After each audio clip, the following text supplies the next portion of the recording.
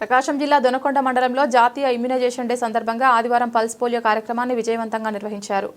ప్రాథమిక వైద్యాధికారి doctor Chandramouli, doctor Prashanth Kumar ఆధ్వర్యంలో ఉదయం 6 గంటల నుంచే దొనకొండ గ్రామంతో పాటు మండలంలోని అన్ని గ్రామాల్లో పల్స్ పోలియో కేంద్రాలు ఏర్పాటు చేసి 5 సంవత్సరాలలోపు పిల్లలకు పోలియో చుక్కలు వేశారు. ఈ కార్యక్రమాన్ని తనిఖీ చేయడానికి joint director T Ramesh, deputy DMHO Kanigiri doctor A Sujatha, deputy paramedical officer NV Subbareddy పాల్గొని దొనకొండ మండల పరిధిలోని అరవెల్లిపాడు, గంగాదేవిపల్లి, తెల్లాపాడు తదితర గ్రామాలు సందర్శించి పల్స్ పోలియో కార్యక్రమం అమలు తీరును పరిశీలించారు.